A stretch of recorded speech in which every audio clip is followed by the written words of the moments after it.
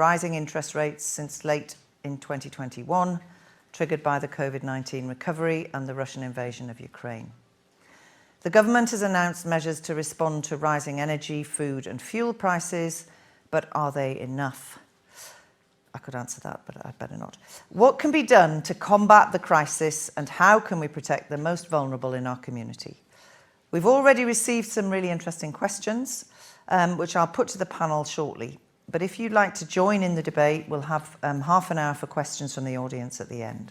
So I'm going to start by asking our panellists to introduce themselves. Helen.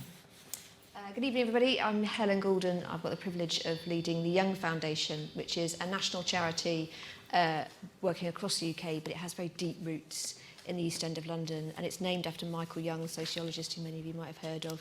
And our origination was in the Institute for Community Studies, which was, when Michael was alive, the home of things like the Open University and then the School for Social Entrepreneurs. And when you boil down a lot of what we do, it's about opening up access to knowledge and information and opportunity, and we work primarily with and alongside communities to create social change, or we hope we can.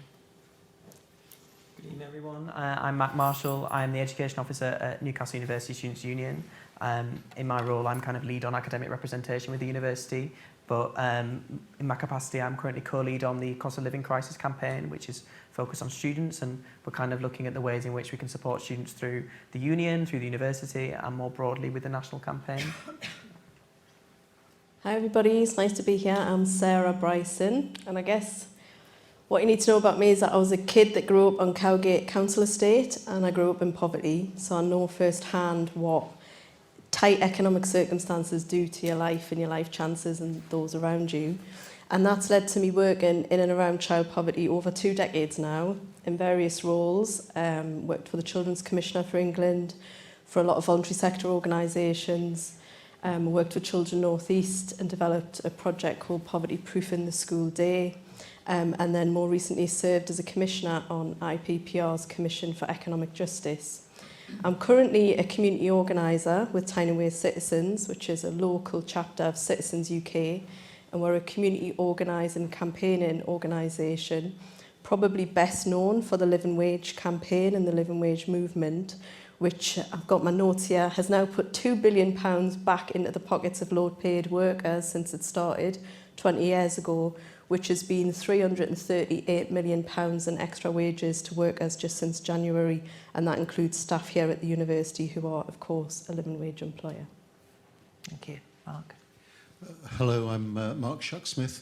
I'm Professor of Planning at the university, and from 2012 till 2018, I was Director of the university's Institute for Social Renewal. My research is looking in particular at poverty and social exclusion in rural areas of Britain and Europe, and I'll refer as we go along to a recent study that we've just done looking at rural poverty and financial vulnerability in Northumberland and 2 areas of Scotland. Apart from being an academic, I am a trustee of a number of charities, including the Carnegie UK Trust and Action with Communities in Rural England. So I hope I see some things from the practice point of view, as well as from the academic ivory tower. Thank you so much, and I'm sure we're going to have a wonderful discussion this evening. So I'll start with the questions which have already been submitted. And the first one, which I'm going to put to all the panellists, and we can agree amongst ourselves who answers first. The question straightforwardly is, are we really equipped to handle this winter when the cost of living is so high that people have to choose between heating and eating? Who'd like to answer first? Sarah. I mean, no. It's a simple answer, isn't it? I mean, I think that, I don't know how you are all experiencing it. I don't know anyone that isn't affected currently by the increase in cost of living. You know, whether that's your rent or your mortgage going up, your heating bills, which are just getting farcical now. Mine are now at something like £500 a month. Like, everyone is feeling it. But for most people, you know, we have a region where we have the highest levels of poverty in the whole of the UK now. We've now topped the league table. Most people just don't have enough in their earnings. Most people are working, but don't earn enough to be able to pay their essential bills.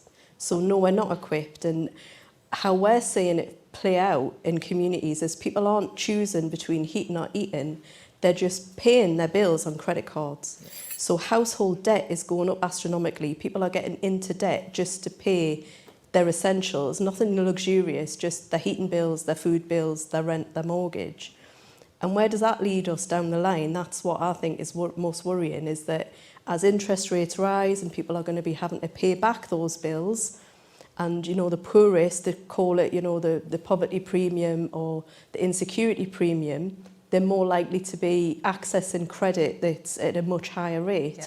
So not through banks and what have you, but, you know, loan sharks and other higher interest lenders. Like, where does that leave people and what mess are people going to be in further down the line? So I think we're not equipped for this winter, but we're also shoring up huge social problems further down the line with household debt propping it up at the moment, which is only going to have a very short lifespan. So I think it's incredibly worrying what we're going to be facing. I don't think we've seen anywhere near the worst of it yet. No.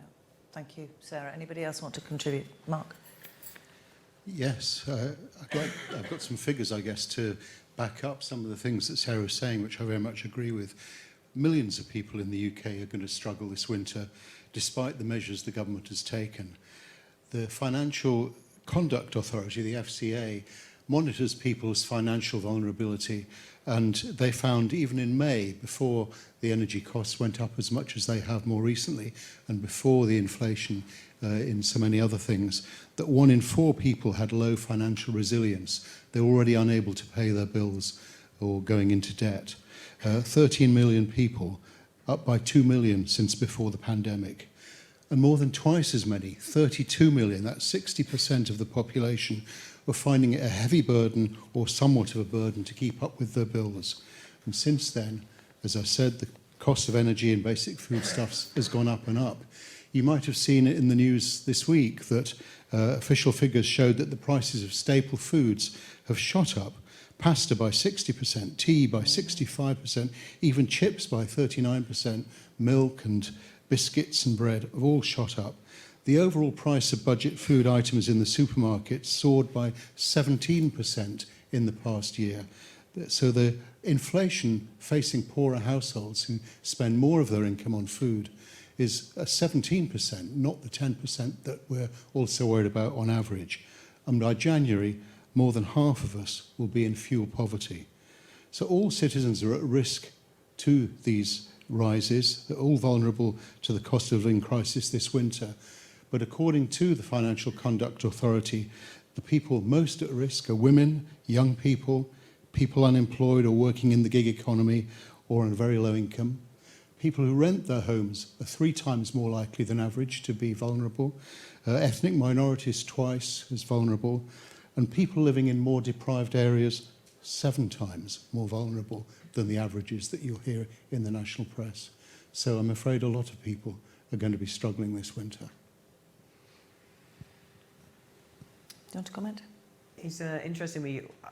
I totally agree with everything that's been said, is that we always talk about this winter, about what's coming, and myself and a lot of other students went to loads of conferences over the summer and we all saw this coming. We all sat there and said, what are our priorities? The cost of living crisis. And it was something that was repeated and repeated and repeated, and we took it back, and this was in July, and we knew this was coming, and we talk about the winter in January and February and these cold months, and we're feeling it now. People are feeling it now, students are feeling it now. We go out all the time and we speak to students and they are saying they're seeing their rent go up, exactly the food prices are going up now, and it's incremental, and it might seem small now. For some it is absolutely not small, it's huge. And these effects are just becoming normalised, and that's what's concerning to me, is that we're sitting back and, as you say, they're not deciding between heating and eating, they're just paying the bills and they're going into debt, and we just seem to be sitting back and pretending that this is the new normal when absolutely it should not be. Yeah, so, I mean, yeah, the answer to it is obviously no, we're not equipped. We are not equipped, but it's interesting to think about who we are, right? So you're right to raise that issue of sort of who, you know, if you've experienced poverty as a child, you have some, or even as a grown-up, you know, you can feel that quite viscerally, what that feels like. Proportion of the population haven't, and have never had to make a choice between heating and eating, and are even now relatively insulated. They might feel the pinch here and there, but they're not going to be destitute. And so I think the more that we can viscerally, physically and emotionally connect people to the experiences of what it really feels like to be shouldering that kind of debt, or indeed do this sort of heating or eating, the better. And I'll be interested when we get to Q&A, people might not want to raise their hand about who might be experiencing that in the room tonight, and they certainly might not want to talk about it, but nevertheless just be aware of who is in the room and who isn't in the room this evening, I think. So I think a couple of things maybe to think about what we might talk about in a bit, but there are a whole range of decisions and choices, political and otherwise, that we could be making and should be making about how to relieve some of the acute stress that we have over the course of the next few months. And there is also something about what we learned, for good or bad, during the pandemic, about how we might take some of that work or learning or experience at least into the next year or so. One of the biggest challenges, I think, is that actually we have a moral responsibility to be facing down the acute stress and difficulty that so many people are experiencing. And at the same time, we need to recognise that these aren't problems of today. These problems were seeded decades ago when it comes to housing, energy and so on. And so let's just be really clear then about what moral responsibility we have for the future. So the choices we make today to address acute problems need to also somehow serve a structural shift in the decades to come. So that's a really interesting thing to explore. I guess the other two things I'm thinking about are, how does local authority, how does the welfare state, disregarding some of the political, then we can have a conversation about politics, I'm sure we will, but every local authority is facing down a massive deficit, and so how do we really reimagine with communities themselves how to think about those sort of determinants of health, the determinants of a prosperous place when you've got that right in front of you. And then lastly, I think there's a really interesting conversation about the role of business. So what responsibility does the private sector really have in some of this, in the markets, but also just some of the bigger trading companies? Okay, well, I would suggest we've got off to a very interesting start indeed, and a couple of themes that you've just mentioned there come up in the next question. So if that first question was a fairly general question, the next one brings our focus more onto our own region, the northeast of England. It's a two-part question, so bear with me when I pause. There's another bit to it. And again, I'm going to ask all of you, so please feel free to answer in whatever order you like. So, do you think the North East will be disproportionately impacted by the cost of living crisis compared to other regions across England? Recent child poverty figures for the region put 47% of under fives in poverty in the North East. Why are we as a region experiencing higher rates than other comparable areas, and what do we need to do to respond to that? Somebody else can start. I'm not from the North East, and my dad's from Sunderland, but I can't claim to speak of any great authority about what's going on up here, so I won't do that. But I will perhaps just give one reflection from a national perspective, which is that last year we conducted a really extensive piece of research where essentially when we started to understand what does levelling up really mean, what does it really mean, and we did this piece of research that looked at the last 15 years of national centralised interventions in all but name levelling up, so tackling geographic inequalities or areas that have really historically suffered and been at a disadvantage relative to other places. And across Labour government, remember Tony Blair came into power telling us that we were all no one was going to be left behind. From Tony Blair, from Labour to Conservative to Coalition, you had tens of billions of pounds of central government funding specifically targeted to tackle inequality in places like Newcastle and other areas. And after that 15 years, you have a 0% relative change in the economic deprivation of those places, which tells you two things. One is that, the centre doesn't know what the local needs. I think that's, and highly centralised government that we have really shows up. But the second thing is that where you saw more community involvement, where you saw communities having some sense of determining the priority or being involved in the decision making, or indeed being involved in some of the sort of co-production of the outcomes, you saw a bump in success. And I think that tells us a lot about when we're approaching regional or local interventions, just how innovative, and it shouldn't be, it is to actually listen to the people of the region. Thank you. Who would like to come to that question, following Helen's point? I can speak from a student perspective in terms of the North East and the landscape which we're in now, and something I didn't anticipate, possibly naively, was the amount of students which we have homeless. The amount of students which are coming to accommodations and they're being held ransom by their landlord essentially for they're not prepared to pay these new increased rents and bill packages and so on. And the amount of student parents and carers and people with families, and quite frankly there isn't the resource in terms of housing in the North East right now.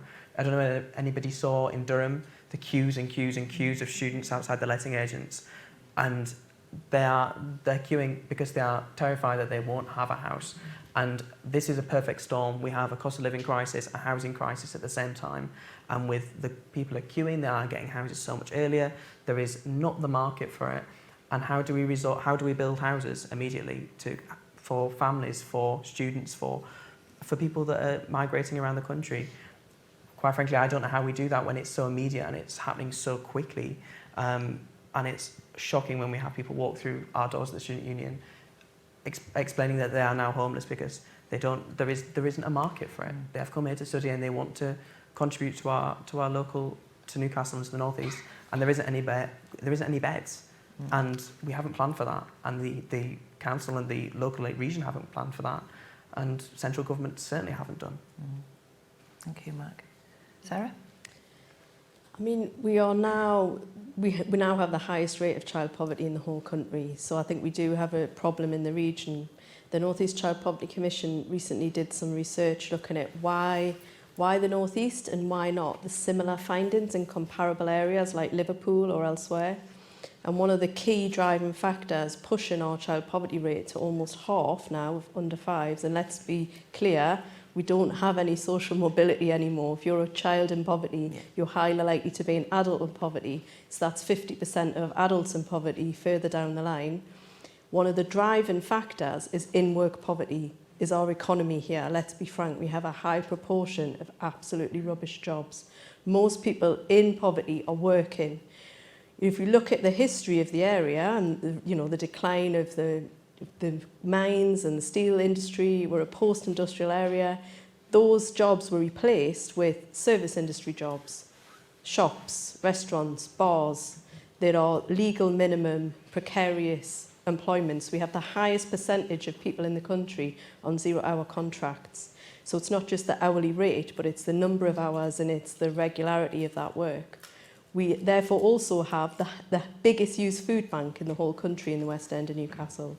These are shameful statistics for us to have as a region.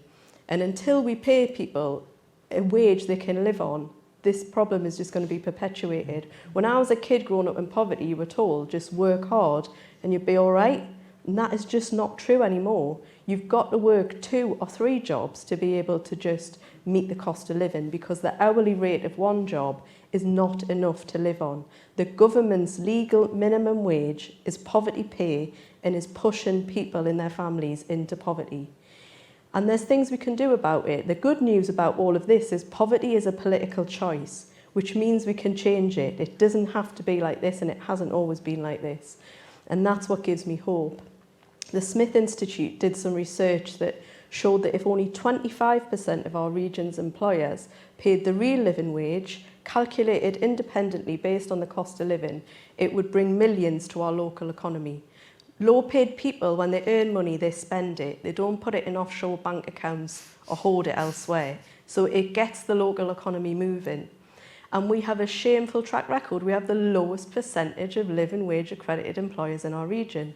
One local authority pays the living wage, Sunderland City Council. Newcastle City Council still do not. They are perpetuating the poverty in our region. They have all these strategies on poverty, but they pay poverty wages to their staff. Sunderland and Newcastle University are the only universities paying a living wage in our region. Durham, Northumbria. Where is our leadership on this? Why are we paying poverty pay? How many of your organisations pay a real living wage? How many charities who are campaigning on poverty pay poverty wages? Because if you pay the legal minimum, you are perpetuating the problem and you are dumping your economic waste on our region, and people are going to have to pick that up in the likes of food banks or crisis responses further down the line. So it gives me a lot of hope that there's something we can all do about that. We need to get more employers paying a real living wage and saying we're going to lead the way in this region, and that money will then be spent and reinvested and get our economy moving. And we don't need to wait for a general election for that to happen. That is something we have the power to do now, and I think it's urgent that we do, because we know what the impact of, those statistics, 47% of under fives in poverty. What does that mean? It's not just a figure. That will ruin people's lives, that will affect their health, that will affect their education, that will affect their future work prospects. And we as a region are going to have to deal with that further down the line. So I think it's urgent that we act and we take action, but we have to accept that we have particular economic set of circumstances in this region that mean that we are feeling it more severely than elsewhere. Thank you, Sarah.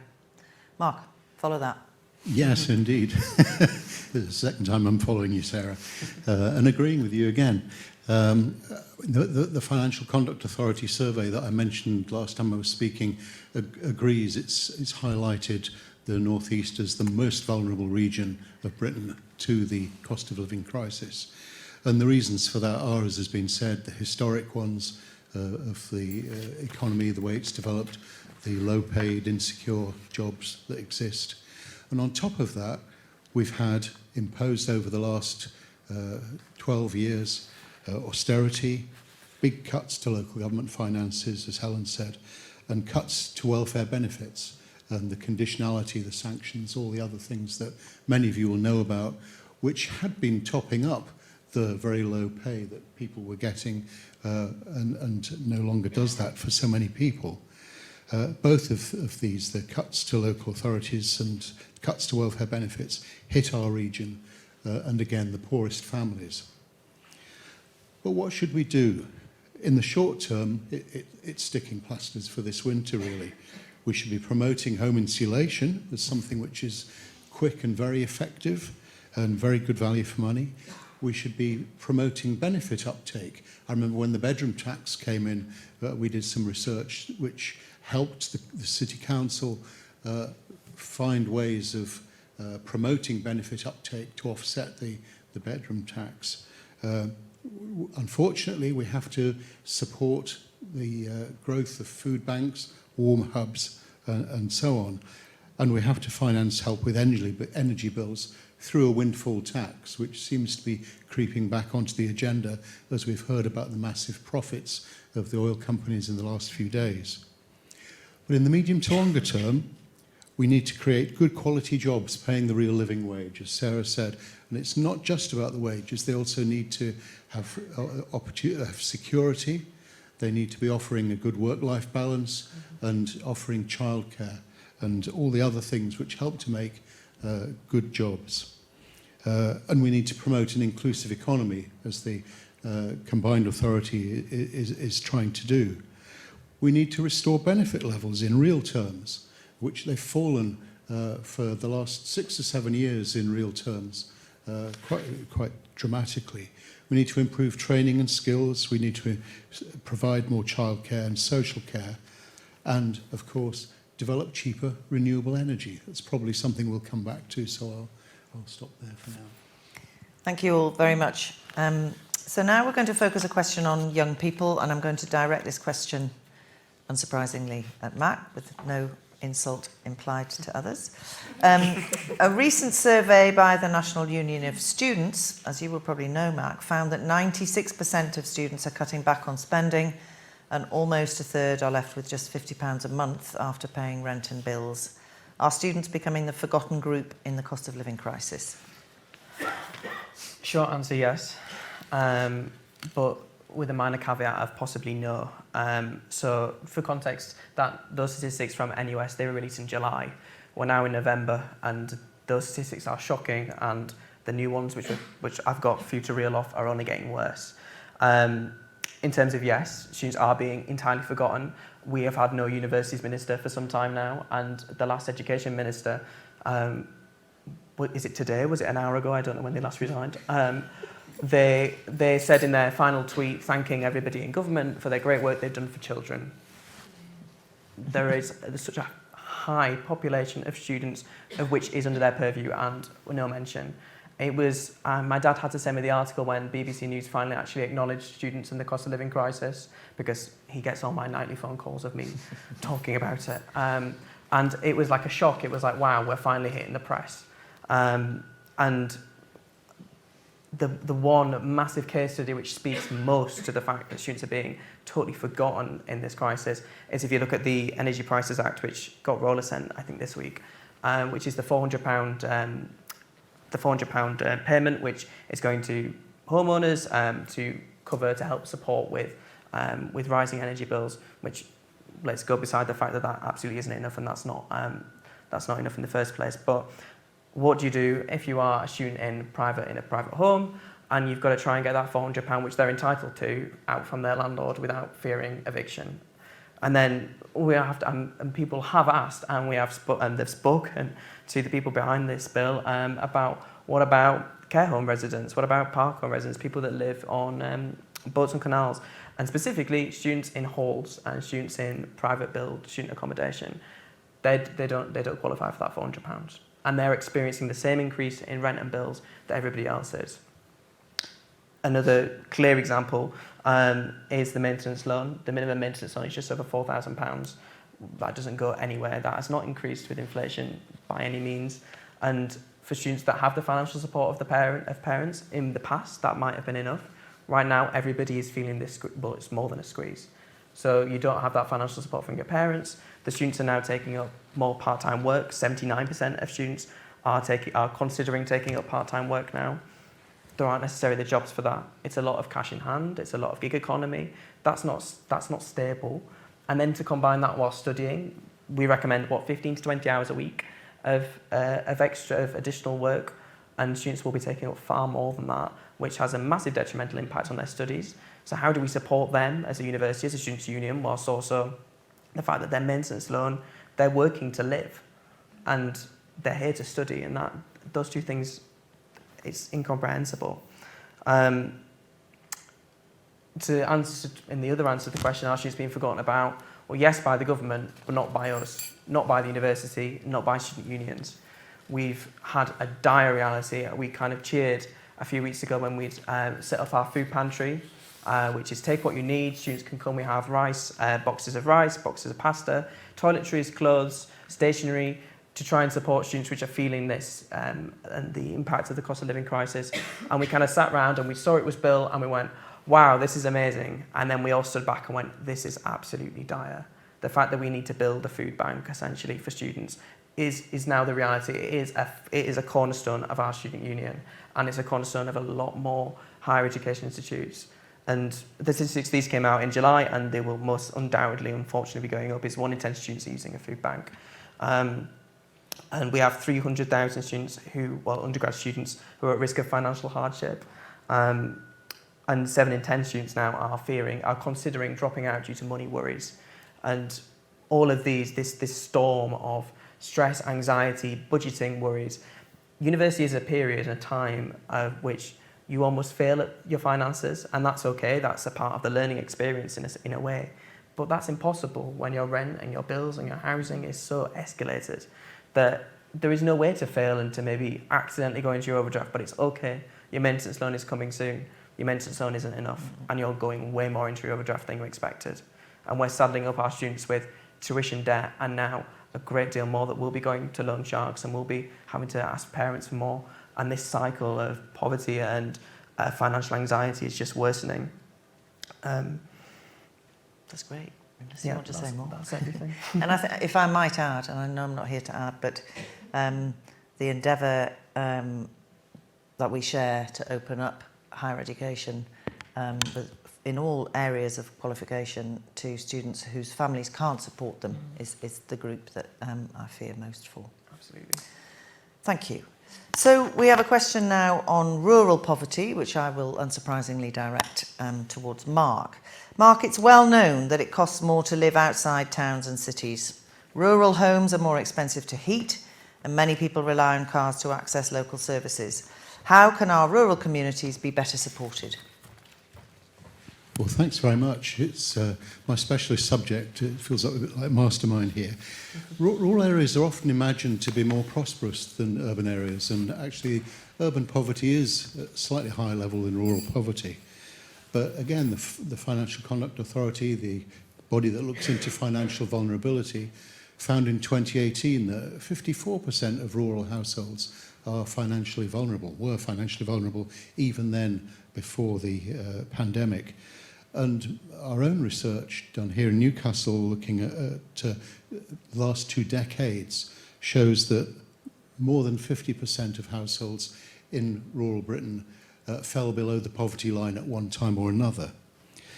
This recent research that we've done, the Rural Lives research, explored hidden poverty and financial vulnerability in rural Britain more deeply.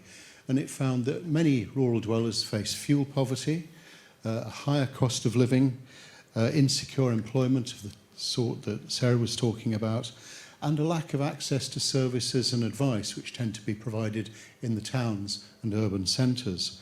The state's welfare systems are very poorly adapted to rural circumstances in all sorts of ways that I could talk at some length about. But the upshot of that is that benefit take-up by people who are entitled to benefits, the rate of take-up falls off systematically as you get more and more rural because of all sorts of obstacles. So there are all the same obstacles that affect people trying to claim benefits as in towns and cities, and then a whole lot more because of rurality, because of advice, because of digital access being unavailable, and all sorts of other reasons. But let me just take one thing to talk a little bit more about, the most topical thing at the moment, fuel poverty. And fuel poverty is more common in rural areas, much more common, because so many properties are not connected to mains gas. So they have to rely on more expensive and less regulated sources like oil or LPG or electric heating. And of course, oil and LPG aren't protected by the energy price cap. So people in rural areas who haven't got mains gas are subject to the awful price rises that we were all worried about before the government stepped in with a cap at least until April. And poor households in rural areas are also more likely to be in old, poorly insulated property. And that is more expensive to retrofit and to insulate. On top of this, there's higher transport costs in travelling to access services and jobs, often with no public transport available.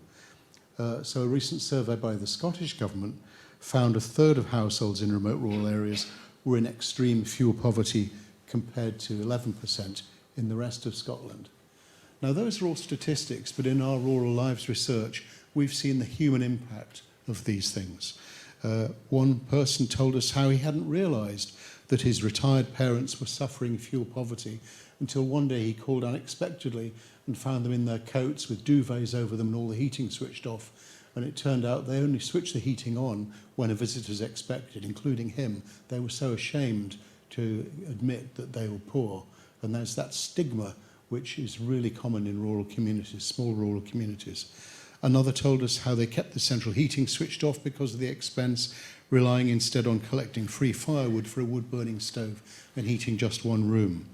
We also heard how some households in Northumberland ran out of oil early in the winter and can't afford to buy more because there's a minimum amount of oil that you have to buy to fill up your tank, and that's really expensive when you're short of money. What can be done? Well, addressing the cost of living crisis and rising fuel poverty facing so many rural households requires some of the things that I've mentioned already, but it requires action on many levels. So yes, benefit levels to rise in line with inflation, initiatives to promote benefit entitlement take-up in rural areas by those who are eligible, energy-related initiatives like home insulation, help with the costs of oil buying, perhaps through bulk buying schemes, and energy efficiency measures and advice. but also building on the success of existing local schemes. And there's a wonderful scheme in Northumberland, which is now being copied across the country, the Warm Hubs initiative, where you can not only go to stay warm during the daytime to save putting your heating on, but you can also get some advice on benefits, on home insulation, and all sorts of other things while you're there. So I think for the short term, there's those sorts of things. For the medium term, you need encouragement for the generation of renewable energy in rural areas, and for the people in rural areas to get some benefit from that in terms of lower costs. At the moment, the electricity costs and energy costs are highest in rural areas. In the future, those are the areas that are going to be providing the lower cost energy and the more secure energy for all of us. So maybe they should be getting some of the lower costs. Thanks ever so much. So our next question is about the charitable sector, and I'm going to target that at Helen and Sarah, please. So more people are in need of help from food banks and charities, and yet donations are continuing to drop below pre-pandemic levels. What will the future look like for charities? Should we start with Helen? Yeah, great. Right, so there's a range of things, right? So we know that there is a trend, a downward trend in giving, yep, and a downward trend in volunteering. And I think most of us can understand the psychology of that. If you are sort of fearful of your own sort of paying your own bills, which many in the charity sector are, and many who give and volunteer are, there is a sort of condensing of where you focus your need, and you can sort of see that happening. We work with, I don't know, probably a few hundred community leaders across the country, offering sort of coaching and support. And I would say that, you know, the pandemic nearly killed us all, you know, and I think the sort of level of burnout is unbelievable. And just like you see people leaving frontline workers like nurses and doctors, and you see local authority officers and leaders leaving because of the sort of stresses and strains, that is endemic in the charitable sector at a time of rising demand. And I feel like what we're doing in this panel, which is, you know, in some ways necessary, is endlessly talking about how bad things are. So a couple of, well, there are some things to be thinking about. So at what point, so we talk about this poverty being a political choice, and it is, and there are a range of things that many of us on this panel in this room would feel that are wrong and unjust and should be different at a national political level. I think that we would all probably have some sympathy with that argument, and there are things that we can change perhaps sooner rather than later on that. But whoever comes into power is going to be wrestling with exactly the same problems, primarily because you're going to have sort of that hole in the national finances is not going to suddenly, there's no real sort of solution to that, and we've seen what can happen if you sort of go gung-ho at thinking that you can just sort of borrow money out of that problem. And sadly, I think we're going to see more problems in Ukraine. I think that's definitely not gone away. So high prices are not going to go anywhere. So the problem isn't going to go away. But at what point, I think, so acknowledging there are political changes that we can make, at what point do more affluent people in this country, and what I mean by that is not the super rich, but the people who are, as I said before, insulated, at what point do they start feeling it becomes very close and they start feeling very uncomfortable about that? And I think, although we shouldn't require the amount of charitable giving that we do in this country, it isn't just. What is it that tips more people into giving? So if you look at where charitable donations happen in this country, a third nearly goes to animals, 22% goes to medical research, about a fifth goes to young people and children. And nobody can argue with those as being good causes, but you can't really shake a tin to help somebody pay their rent, whatever. So we need to think really differently about how we understand what charity or what tithing or personal philanthropy looks like in this country for people who can afford it, notwithstanding any political changes. I think we need to fund local government properly. I think it's so clear to me that some of the problems that we have are due to sort of a lack of central government really recognising that local government delivers a few hundred services that actually help with this. And I think we need, as I say, it's interesting, isn't it, when you think about sort of the possibilities that you have. So there's two possibilities. One is, you're absolutely right in that we could be rapidly accelerating our transition to net zero by absolutely investing now rather than in 10 years' time in sort of retrofitting and insulation and renewables and so on. There's no question about that. But there's also a sort of, with a rising sort of social enterprise sector, with a much more of a mixed economy, you know, for years and years and years, charities have sort of become the arm of public sector, local authority delivery, a race to the bottom to win bids, often then subsidising those deliveries through sort of charitable reserves because you want the work and you care about what's happening. How can we think completely differently about delivering good public outcomes that isn't just about service delivery? So if you look at Essex, what Essex have done, so you've got really expensive and not very fit for purpose daycare for people with really serious, well, some serious, mild to serious learning disabilities, right?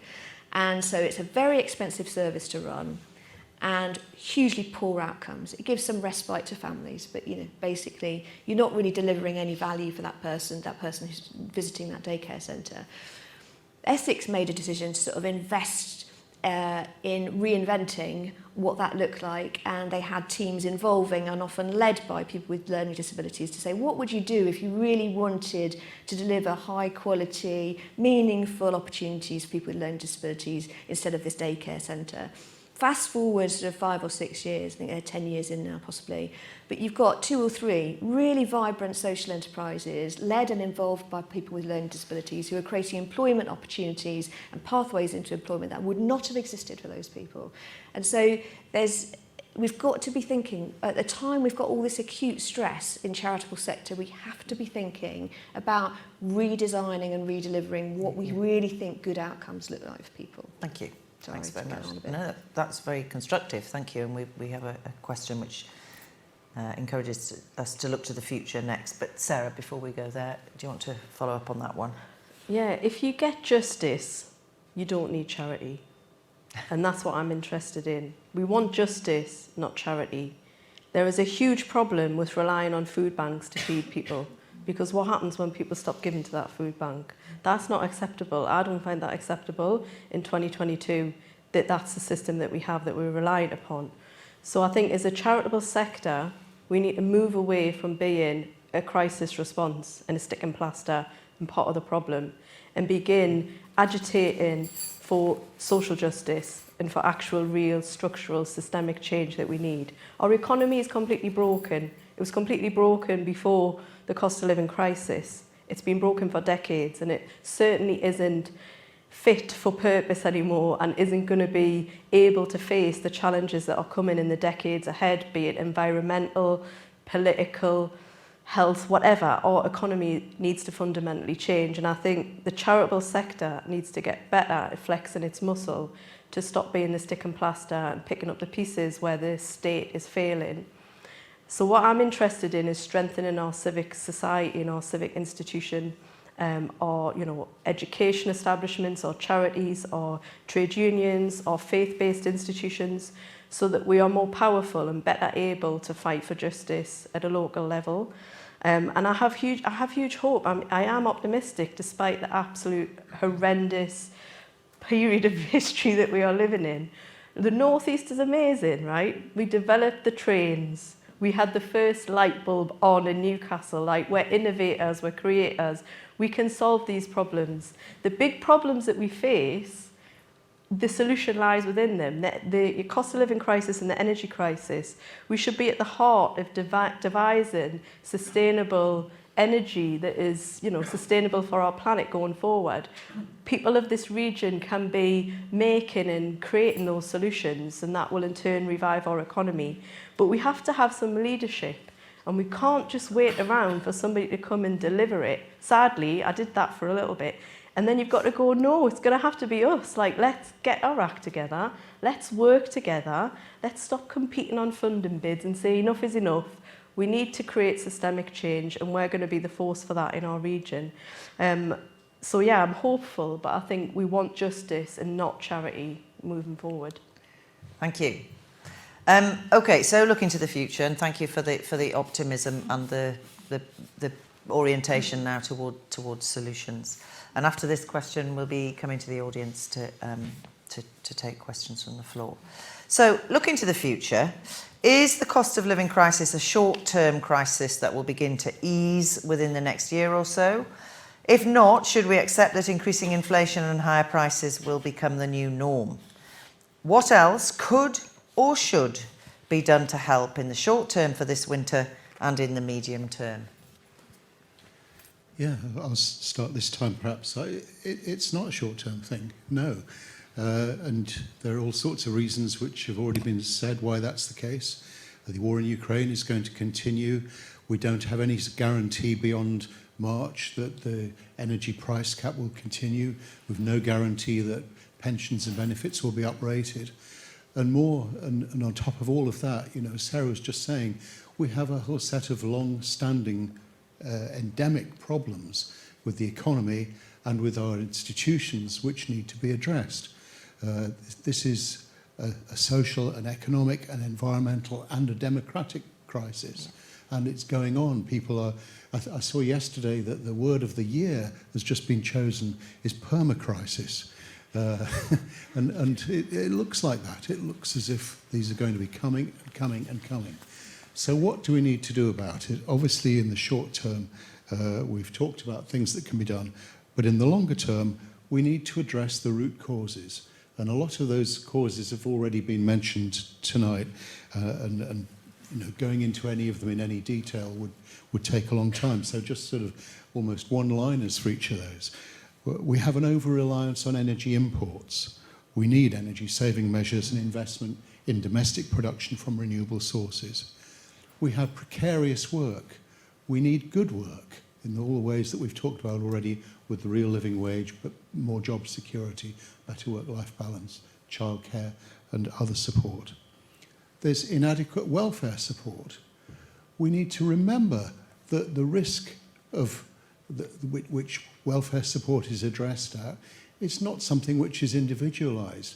Since 1945, we had a system which shared that risk amongst us, and we need to find a new way of pooling that risk, sharing that risk, where we all buy into that. We all understand that that's something that we all benefit from. Soaring private rents. That's only one symptom of the UK's dysfunctional housing market. The soaring private rents were predictable when Margaret Thatcher's government changed the way of supporting housing from capital spending on building houses which could then be let at low rents by councils and housing associations, to one where we paid for the revenue, we paid the housing benefit instead. And that was predicted at the time. It was bound to lead to the high rents and the high costs to the government that we have now. And there's been an imbalance between owner occupation and renting. But you know, that's a whole another topic. And low productivity and low growth. We've fallen hugely behind other countries since the financial crash. I think the former governor of the Bank of England, Mark Carney, was saying the other day that at the time of the financial crash, or was it at the time of Brexit? It was at the time of Brexit. At the time of Brexit, our economy was 90% of German levels. Now they're 70% of German levels. So we've had low productivity since the financial crash, but since Brexit, it's got a whole lot worse. And I don't know whether I dare get into that tonight. I think I better stop there. Maybe not now, unless it may be raised from the floor. So anybody else want to talk about that, looking to the future?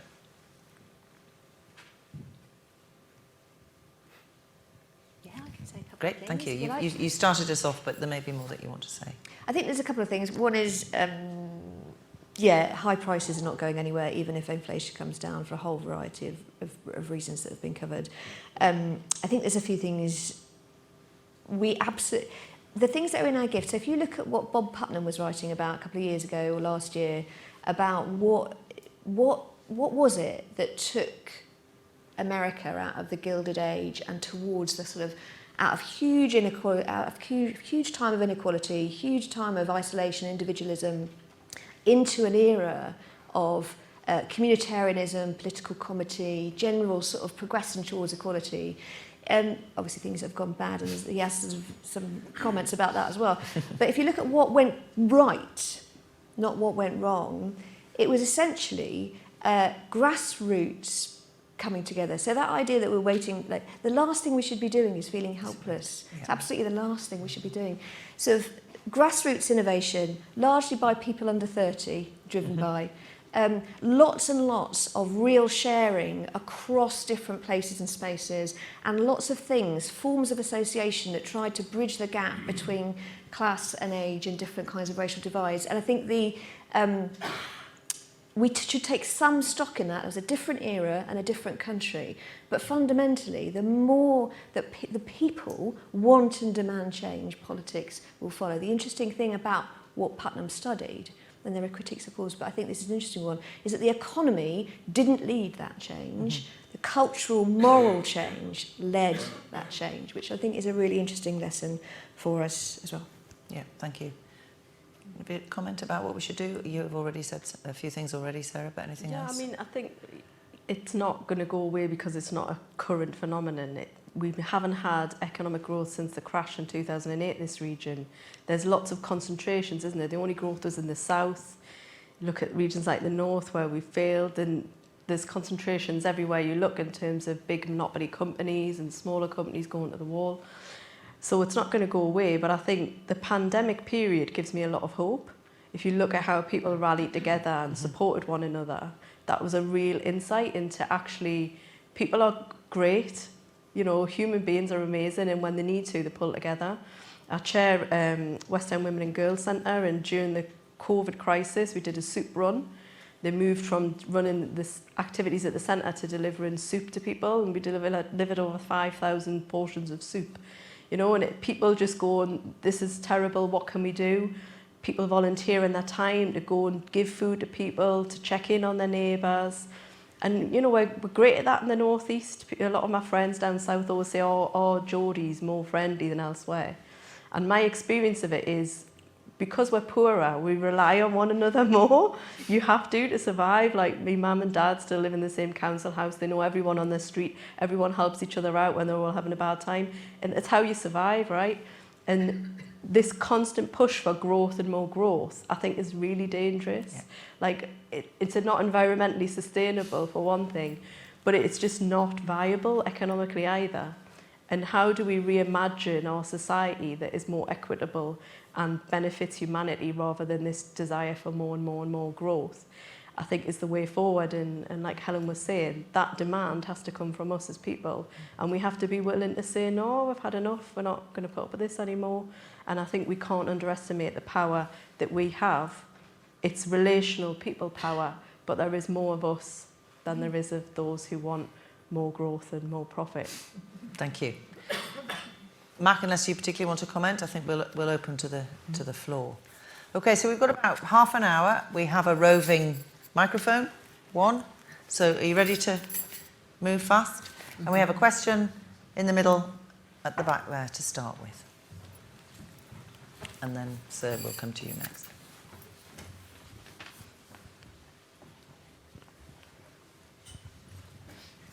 Thank you. My name's David Black. I'm a Poverty Truth Community Commissioner for the North of Tyne and a hospital governor here in Newcastle. I'm interested in the poverty of participation, and I think we have a problem with the makeup of our boards. White, professional men and women.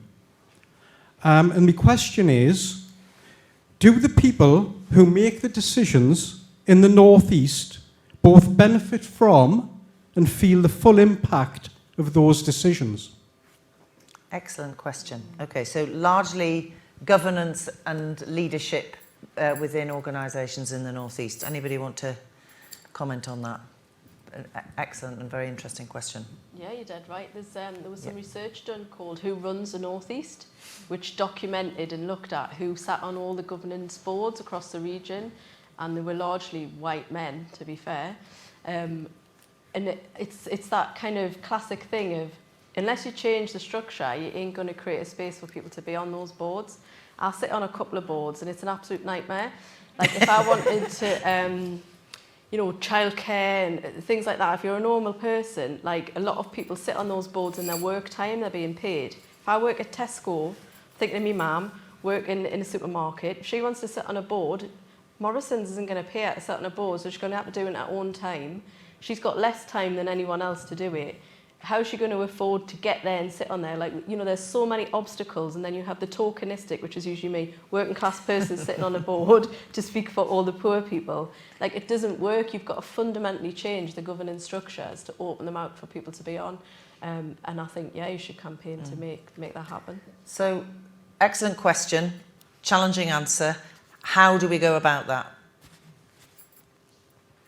Any further insights on that? Because many of us, myself included, would wish to contribute to that effort. But pay people their time to yep, sit on the board, great. like the Okay. other professionals are being paid. Yep. To sit there would make a big difference initially, I think.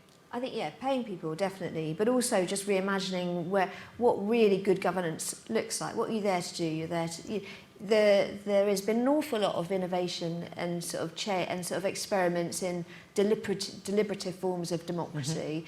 You know, there is no reason why governance in the same way couldn't be completely reimagined to be much more, you know, in the places and spaces where people are. There's no reason why that couldn't be the case. It's a sort of a feeling that it's you know, well, these are important things that we're doing here. Yep.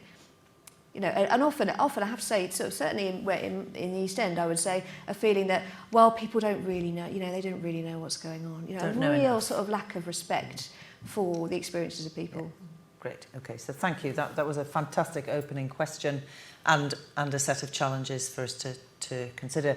Do you want to come back on the answers? Do you want to say more? Oh, you haven't got your mic anymore. Yeah, I only raise it because I've tried 4 times with different organisations, and there's something they don't like about me, but I won't go away. So I'll keep chipping away at it. But it's been such an experience, the poverty truth work that I'm doing, based in Cowgate, I should add. But the difficulty I've had, just to round things off, is it's all the people who've been honest enough to talk about poverty are women with children, and the man's ran off. Okay, the only man who's come and talked about poverty is me. And I've raised this at a board level, and I mention the word poverty and everyone clams up. They don't want to talk about poverty on boards. They don't want to think it's happening. The only response I get is people need to tighten the belts. The lady with 4 kids said, I'll have to pick which kid not to feed this week then. Okay. It's a lack of understanding on the boards, I think. Yeah. Well, thank you. As I say, a fantastic question to have raised, and one that we'll no doubt consider as we move forward. Certainly those of us on boards. Thank you, Sally. And then I did say there's a question at the front next. Thank you. My name's Sally Young. I've been involved with the voluntary sector for a number of years. And just to pick up on the last point, the average of such a thing of a charity trustee is a 64-year-old white man. So the charity world is no better. I think the thing that we haven't really talked about is power, because this situation does suit a small number of people. And I suspect the people who've come tonight, and I could be wrong, but those who are we talk about we a lot, but we in this room probably have a lot of sympathy with what's being said. Maybe somebody isn't sympathetic, but that's why we have come. But this is suiting some people, and some people are doing very well out of it.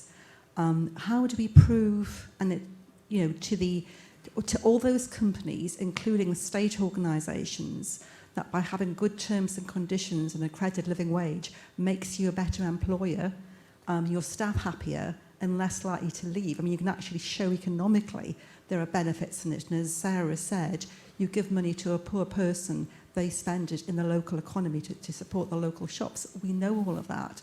But this situation does suit some people. And there's that power structure which is actually getting worse. And politically, we know that more and more decisions are taken remotely. And even when there are boards, and I've sat on the local council, I know how the health service works, you'll find that even local councillors and NHS governors and even NHS non-execs actually have very little power themselves. So to me, there's an issue about power that we're not talking about and how a situation is being manipulated. Thank you. So let's come back to the panel and talk about, I know, Sarah, you've got plenty to say about the galvanising of, well, you've got plenty to say anyway, but plenty to say about the galvanising of power in communities. So I think everyone would like to hear about that, but then I'd like to hear from others as well. I think we have to consciously and deliberately build our power to act, and that is working together with people. And I hope that that's what we do with citizens. And my experience in the living wage campaigning is that you can't just win a moral argument on why it's good to do it. No one would ever do it. We have to create enough pressure to make them do it. And that's what we do with citizens, is that we have targets and we put them under enormous pressure until they do it. Looking at Mark, thinking of the Newcastle University campaign, Mark helped create that bit of pressure. We're doing it at the minute with Newcastle City Council. We've done it with NUFC Football Club and others. And if you come together and build your power as people, you can create enough pressure that people have to do the right thing. It would be much easier if they did just do it because it was the right thing to do. But just winning the moral argument gets us nowhere, I don't think. I mean, that's a really important point, because lots of those people who spend their time on boards, think they're doing the right thing, but it has to go a step further. Okay. Others? Mark, I know you wanted to answer that question. Yeah, and really complimenting what Sarah's saying in terms of community organising. I come at it not as a community organiser, but as an academic. And I think that academics have a really important role to play in revealing hidden power. And hidden power, in many ways, is the most powerful, the most dangerous, the most insidious. Helen earlier was talking about how you need the moral and cultural change to produce the sort of changes we want. And often it's a very hidden way that the parameters are set. That the market is better than the public sector at delivering things, that you can't build houses in the countryside because that would concrete over the countryside rather than meet housing need. There are all these things, and you may agree or disagree with them, but they're sort of presented as taken for granted and unquestioned almost. Who sets that agenda? Who makes it so that it's unquestioned? How did neoliberalism, the ideas of austerity and the ideas of rolling back the state and rolling out these new ways of governing us, how did all that become so accepted around the world? So we have to point out that these things are not immutable, they're not unchangeable, and who gains from them and who doesn't, so that people then can organise to try and stop them. And that organising is partly being done in communities, but it's partly through creating new institutions, through people realising that another world is possible, and that by working together in different ways from the ways that we've come to accept, something that's different from the status quo. I think one of the things which helps, and it's not always got a good press, is utopian thinking. And I don't mean that because of any idea that you'll ever reach utopia, but because you have to imagine the world as different somehow from how it is. Otherwise, you're just going to reproduce the status quo. And by imagining the world different and taking even the tiniest steps to change it, you're helping to promote that greater justice and challenge that entrenched and hidden power. Thank you, Mark. Okay, so challenging orthodoxies and actually taking the time together to imagine what could be better than those orthodoxies. So we've got a question at the front and then we'll come to you. So can we have this one first, then one over there, and then we'll come to Lucy. At the front, sorry. Thank you. Can you hear me okay? Yep. Because my voice is not very good. I have a number of health conditions. I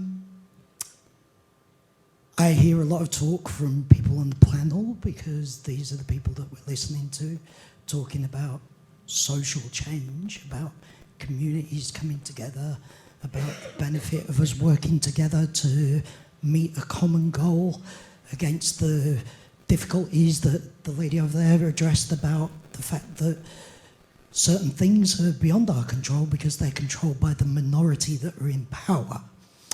I actually have a solution. That solution is that we take the power. That solution is that, like Martin Lewis said at a recent conference with the Blair Institute, we need new PIP. That is, the PIP structure was that people claim back money from the banks. That's money that's in our GDP, our economy, not money that's coming from printing cash that waters down everybody's bank balance. Instead, we have things, and I did raise this as a question, but obviously we only have a limited time for these questions, and I'm trying to be as quick as I can. That's okay. Please forgive me, it's difficult No. for me to speak. We, as part of our GDP, spend a lot of money on advertising, which is... What's happened to that mic? Can we? Thank you. Probably cut it off. Yeah, we've closed you down. Back in the room. So we have money that is spent on advertising to people, all of us, all the time, and that's taken from our data. And that money last year was to the tune of £23.5 billion from our GDP that leaves our country and goes to foreign lands and is whittled away and spent on people visiting the outer stratospheres of our planet to get a little bit closer to the moon, or whatever other thing they want to spend millions and millions of pounds doing. We do not need that. We need money in our pockets. I have developed a answer to that. I've tried with my local MP, I've tried with my local councillor, I've tried with the MP from Newcastle, not wanting to name names or point fingers. I am trying to bring about change. I'm doing all that I can. This morning I got up at 3:30 this morning to set about trying to establish the platform that I'm trying to create, trying to get the word out, to get people to look at the platform and realise that there can be a change, but by us taking action and taking that back. We've heard about that this evening from you lovely people. It's time that we change that. It's time that we think outside of the box. There is money that leaves our country or goes to a select few within our country that could be given to many other people, all of us. That money would help us all. Maybe not in a fast situation, maybe we can't all rush out and buy a brand new car, but maybe it means that we all have the difference between being forced to decide to eat or heat our homes. Thank you. So there may be some views on how that can happen, and clearly you have or are developing or have a tool to enable that to happen. Does anybody want to? It wasn't specifically a question, but thank you for your input. But does anyone want to comment on that? Those big economic questions, which are, absolutely need to be surfaced. We can take it as a statement if you want and move on, but No, let's move on. okay. So thank you. That's not to say you didn't ask a question, but thank you for your intervention.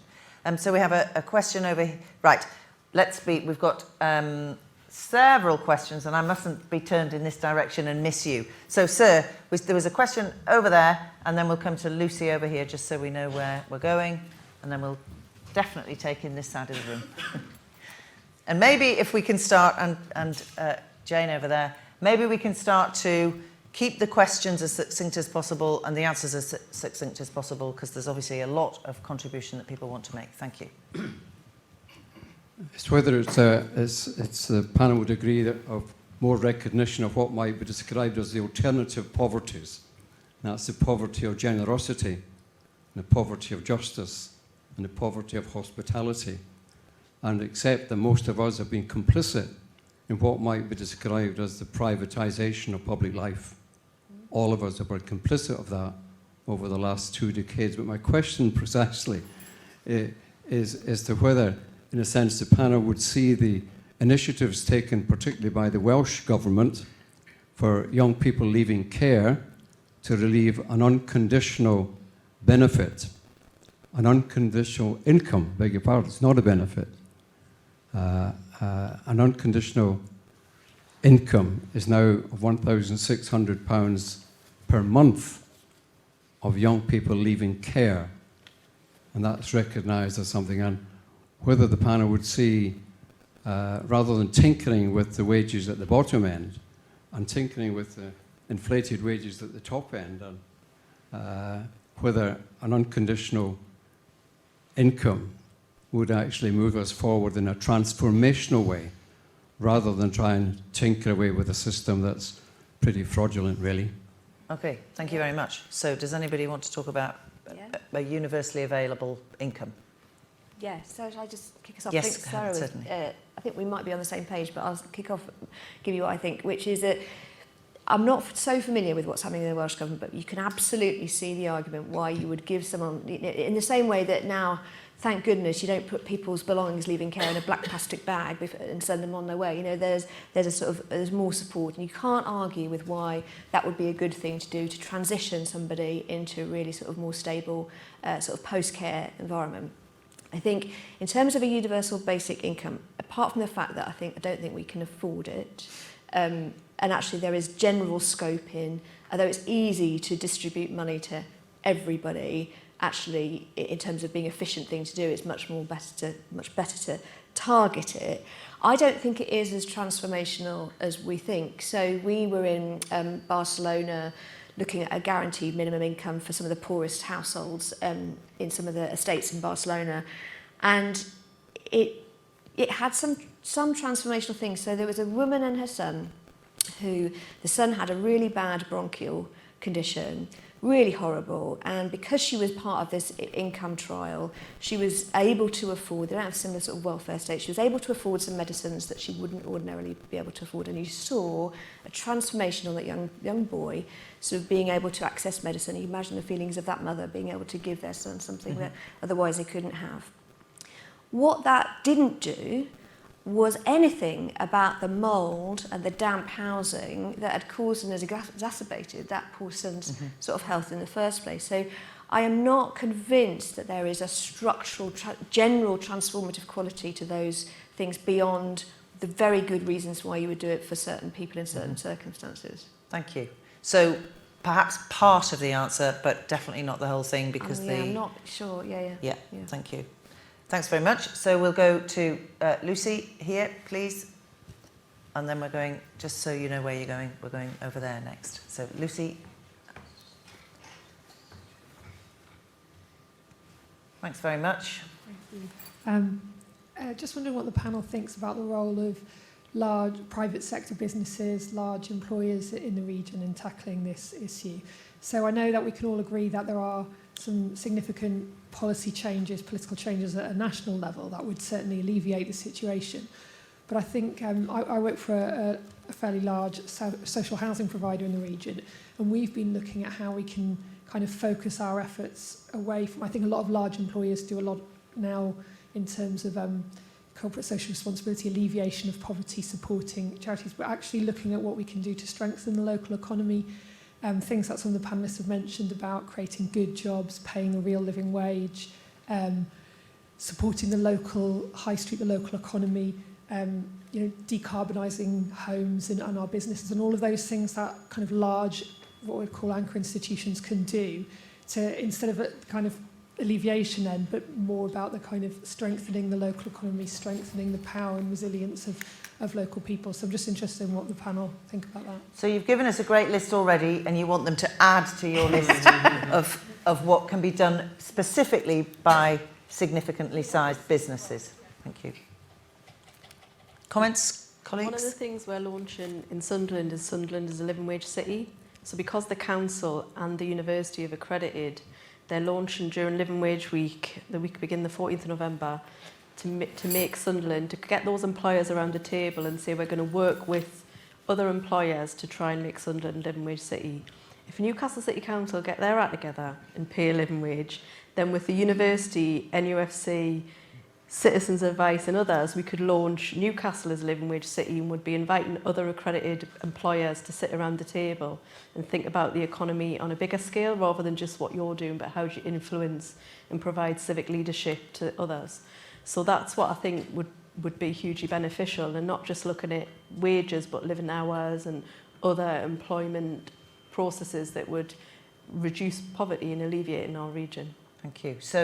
So whilst there may be many other things that businesses can do that are helpful, we're talking about businesses as employers looking after their people much better. Mark?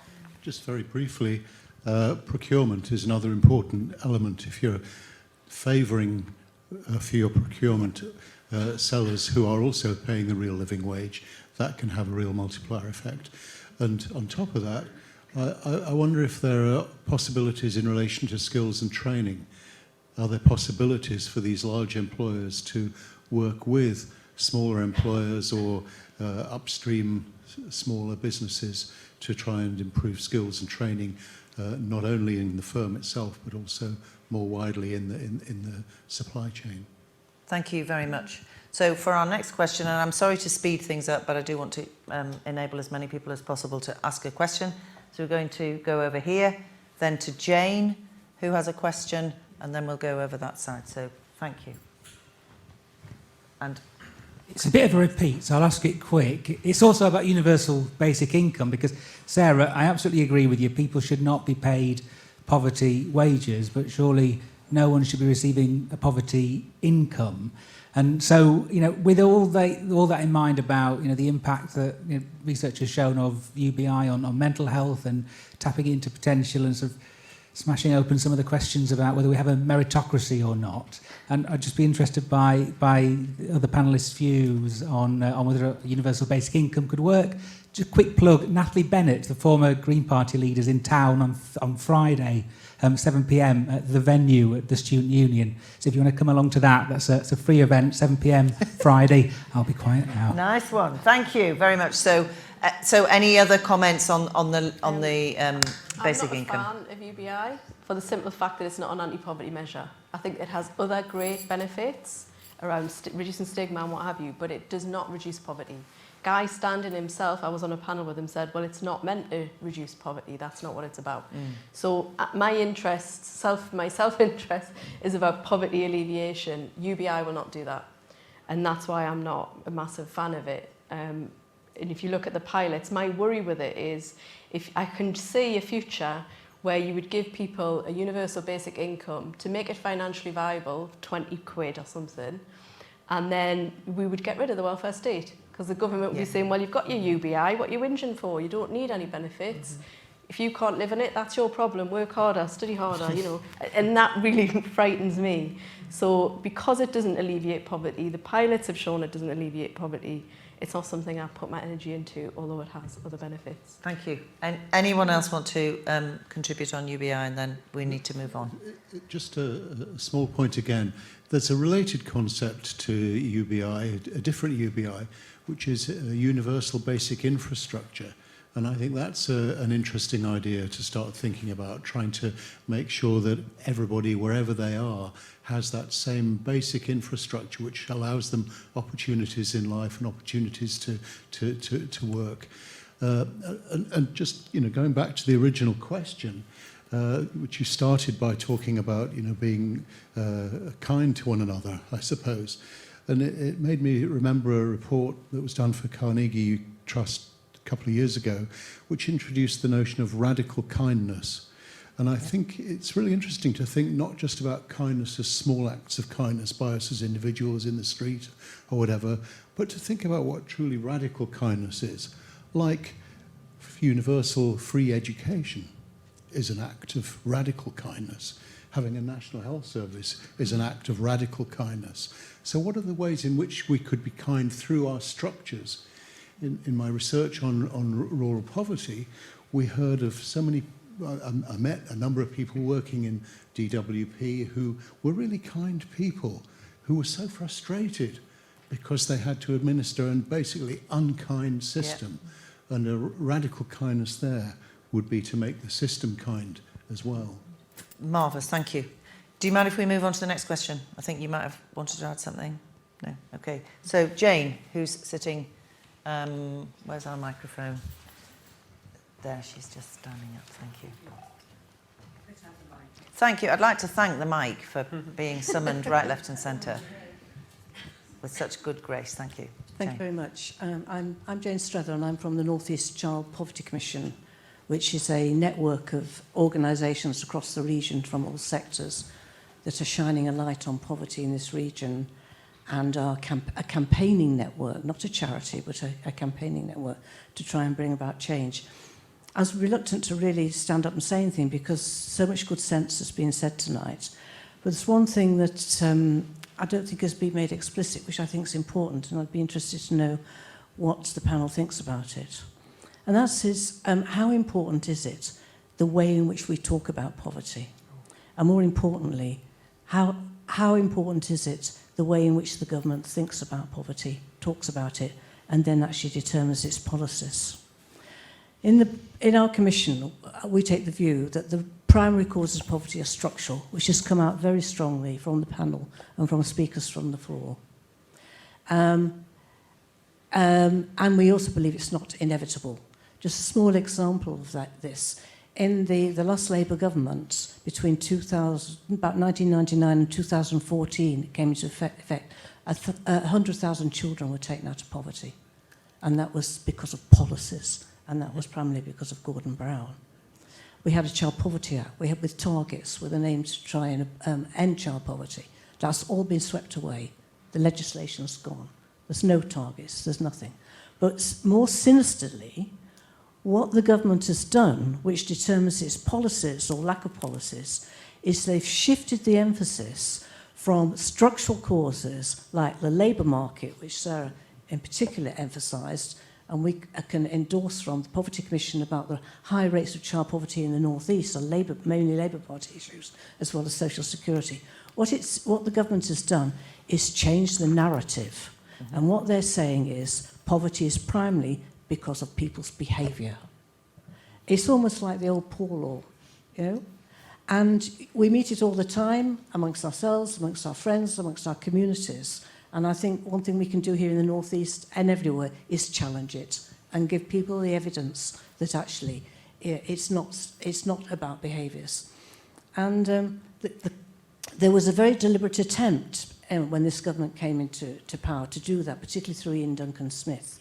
And the policies changed dramatically away from looking at the real causes of poverty to looking at people's behaviours. Now, this is not to say that problems about addictions and sometimes marital breakdown contribute to actually people, not having enough resources to live on. But that can be rectified by proper public policy, by social security, exactly. But we don't talk enough about that language. And I do think we do need to be aware that the way in which poverty is defined, the way in which government talks about it, will determine the policies that they will bring into effect. Jane, thank you. So, unfortunately, unless there is an opportunity for very brief comment, we actually are drawing to a close, and I must apologise to people who've been waiting to ask questions for my failure to manage to hear from everybody who wanted to contribute. So quickly, in response to Jane, that's an additional point, and then we will draw to a close. I'm so sorry. Very quickly, and that's a really important point you've made.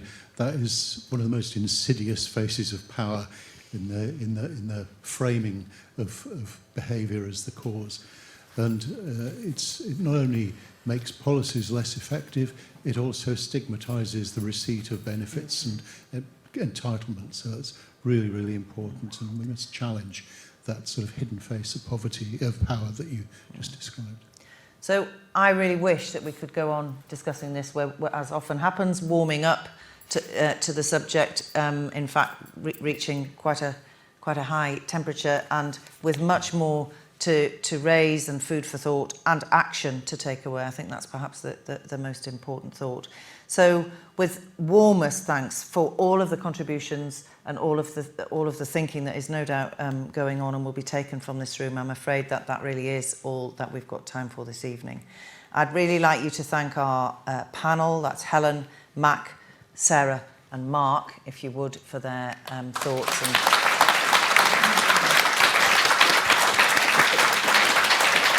And you know, really, I leave this room with much more to do, never mind more to think about. So we hope that you'll join us for our next Newcastle Debates event in 2023. The details are going to be announced on the Newcastle Debates website shortly. If you'd like to receive information, aren't I being obedient in reading this out like this? If you'd like to receive information about upcoming events, you can subscribe to our mailing list at the address shown on screen. So I hope you have a lovely rest of your evening, although no doubt you will be thinking about these matters of huge gravity and importance that I think perhaps the abiding message is we can all do something about this, and it is incumbent upon us to go away and do so. Thanks once again to everybody for coming tonight, and especially to yourselves for being here. Thank you. Thank you.